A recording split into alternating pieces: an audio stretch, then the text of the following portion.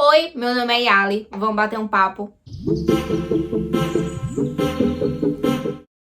Esse ano, como vocês já sabem, é ano de eleição.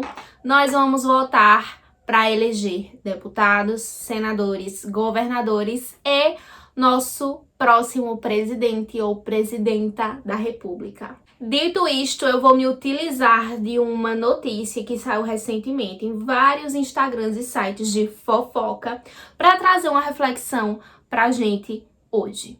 Todos nós sabemos, e eu falo isso sempre, tanto aqui no YouTube quanto no Instagram. Se você ainda não me segue lá, @yalijaine. Eu sempre trago essa pauta sobre a importância de mulheres estarem em espaços de liderança, em espaços de tomada de decisão.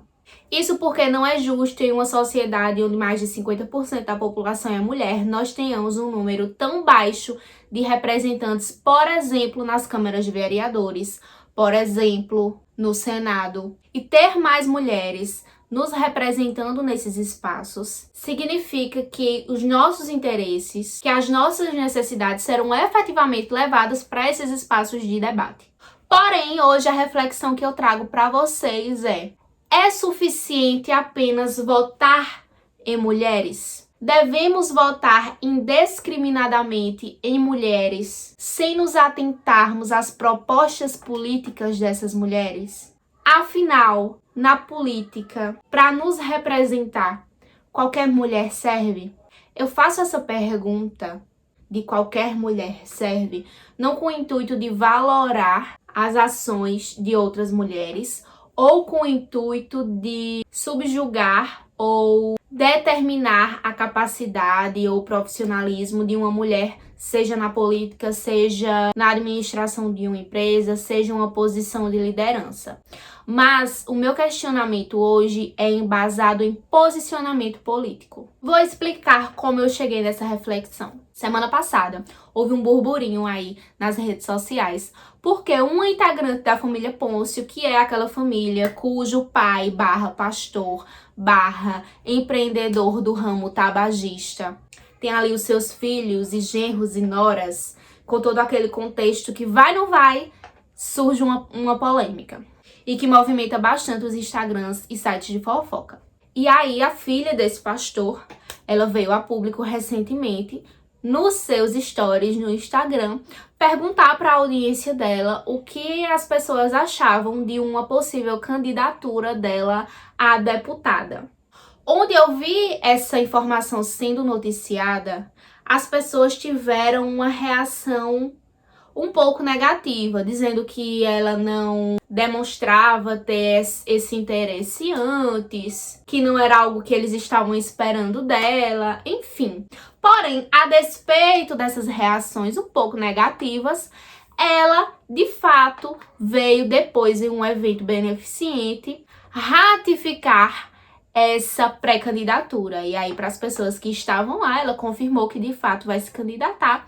E começou aí uma pré-campanha. Um dos argumentos dessa moça nos stories foi afirmar que sempre gostou de debater política. E aqui eu vou usar essa expressão entre muitas aspas. Em seguida eu vou explicar para vocês o que é que eu acho. Outro ponto também que eu acho muito interessante a gente levantar é que ela conta, inclusive, nos stories em que ela pergunta a opinião dos seguidores dela sobre essa possível candidatura, que ela foi convidada a se candidatar. E aqui eu também deixo essa expressão pinçada para que a gente reflita sobre isso daqui a pouco. Depois que ela foi para esse evento beneficente, eu não me aprofundei exatamente em que instituição era, enfim, eu só vi que outras pessoas que estavam lá com ela tiraram fotos e postaram, dizendo que de fato ela tinha afirmado que estava lançando sua pré-candidatura realmente, como eu já disse, apesar dos comentários um pouco negativos das pessoas ao receberem essa notícia. E aí depois eu vi que ela se pronunciou dizendo o seguinte, abre aspas, precisamos de mais mulheres em espaços de decisão, fecha aspas. Eu de fato concordo veementemente com essa afirmação da moça Sara. Realmente, nós precisamos urgentemente de mais mulheres em espaços de decisão. Precisamos de mais mulheres na política, precisamos de mais mulheres administrando grandes empresas. Precisamos de mais mulheres em posição de liderança, sim. Porém, A pergunta que eu faço para vocês é: devemos votar, por exemplo, em qualquer mulher que aparece simplesmente pelo fato dela ser mulher? Nós estamos vivenciando uma era, uma época em que a internet ela é fundamental para você ter um grande alcance, para você alcançar muitas pessoas. Não à toa, nas últimas eleições, nós tivemos casos gigantescos de fake news que influenciaram diretamente os resultados das eleições. E esse ano, aviso, se preparem, porque isso vai ser muito mais intenso. Se a gente já sabe do poder que as redes sociais têm, a gente também consegue mensurar a influência que novas pessoas podem conquistar ao longo do tempo nesses espaços sociais e digitais. Então, sim, de repente uma pessoa jovem que a gente ainda não conhece pode se utilizar das redes sociais para falar aí com seu público e conquistar mais público e defender suas ideias e ter um alcance maior das suas pautas e das suas reivindicações, vindo, por que não, a entrar na política com o intuito de efetivar essas ideias e representar esse público. Mas aí o que a gente precisa refletir é, do mesmo jeito que pessoas bem intencionadas e com pautas importantes podem usar esse espaço para ganhar, pessoas que não têm pautas tão igualitárias ou que sejam voltadas para o bem-estar social também podem se utilizar. E uma prova disso nós já tivemos na última eleição também, com pessoas aí que defendem a direita, tendo visibilidade e um crescimento absurdo nas redes sociais, inclusive o boom que houve de canais de extrema-direita aqui no nosso país. Em se tratando de gênero, quando nós falamos em feminismo, a nossa luta e a nossa reivindicação por mais mulheres em espaços de liderança não pode esquecer que temos que estar atentos às propostas dessas mulheres. Infelizmente, nós temos nomes, nós temos exemplos claros de mulheres que são eleitas com discursos conservadores, são eleitas com propostas que não beneficiam em nada as mulheres, são eleitas se embasando em discursos e reprodução de falas machistas para ganhar o aval e a aprovação dos homens. Mulheres que são eleitas sem qualquer propósito de efetivamente trabalhar em prol de políticas públicas voltadas às mulheres. Como exemplo disso, nós temos a Damares, que apesar de ser uma mulher como ministra, não trouxe absolutamente nenhuma pauta relevante à luta das mulheres nesse tempo todo. Pelo contrário, apenas fez diversas falas polêmicas e defendeu com unhas e dentes o conservadorismo.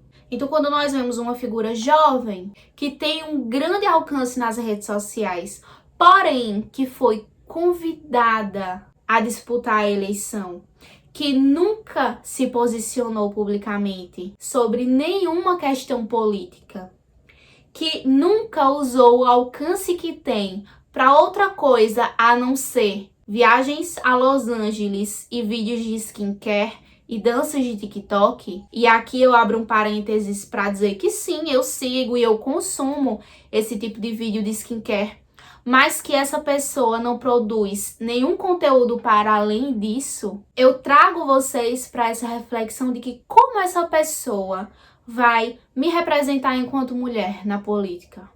Nós não podemos fazer da política, da Câmara, do Senado, um espaço como o nosso feed no Instagram, onde nós elegemos pessoas que têm vidas perfeitas e que a gente segue e acompanha só porque estão ali trazendo uma perfeição que não existe e que para nós é inacessível. A gente não pode reproduzir na política esse costume que a gente tem nas redes sociais, de seguir pessoas com uma vida inalcançável, com uma beleza inalcançável. Nós temos que colocar na política pessoas que vêm de onde nós viemos, pessoas que passaram pelo que nós passamos para que a gente tenha efetivos representantes. Se eu coloco o meu voto em uma pessoa que, embora seja mulher e embora se utilize do discurso de representatividade para tentar ganhar votos, mas que nunca se posicionou abertamente sobre política, que não tem uma vivência, não tem uma militância e que tem uma vida totalmente diferente de 90% da população, como essa pessoa, como essa mulher vai me representar nesse espaço público? E a minha crítica aqui não é pessoal a ela, mas é para que a gente reflita sobre quem nós vamos colocar nesses espaços para nos representar. Ela é um exemplo e eu achei até um pouco de ingenuidade da parte dela vir a público nos stories pedir a opinião das pessoas sobre isso, porque claramente essa opinião não é válida para ela a partir do momento que ela escuta e não segue. Esse é só um exemplo. Outros influencers virão tentar aí um espaço dentro da política, porque para as pessoas isso parece ser algo muito fácil, mas nós temos que lembrar que esse espaço é um espaço de luta e não é fácil. E nós não devemos fazer esse espaço ser fácil para os representantes. Nós temos que nos utilizar da nossa voz para cobrar e mostrar para eles que esse não é um espaço cômodo, onde eles vão receber um convite sem qualquer intuito, sem qualquer propósito, vão entrar na política, vão se eleger facilmente e vão ficar lá, tranquilos como nosso presidente, mais de 20 anos, sem produzir nada de relevante para a sociedade. Nós não podemos deixar que esse seja um espaço de conforto para eles. Nós precisamos, sim, de mais mulheres na política, de mais gays, lésbicas, trans, negros na política, mas que essas pessoas sejam conscientes, que essas pessoas tenham um propósito, que essas pessoas saibam de onde elas vieram e pelo que elas precisam lutar, que essas pessoas conheçam quem elas estão ali representando, que essas pessoas tenham objetivos, que elas tenham propostas, que elas tenham compromisso com a população e que elas estejam ali de fato com o intuito de nos representar. Que elas tenham a iniciativa de estar lá para trazer transformações para a sociedade, sobretudo para esse grupo minoritário que ela está representando, e não por um mero convite. E é claro que a gente volte muito consciente de quem nós estamos escolhendo para nos representar lá. Afinal, o Brasil está do jeito que está, mas a gente consegue mudar isso, não apenas com o voto, mas com nossas ações e escolhas políticas diárias. É isso, um beijo, até o nosso próximo bate-papo.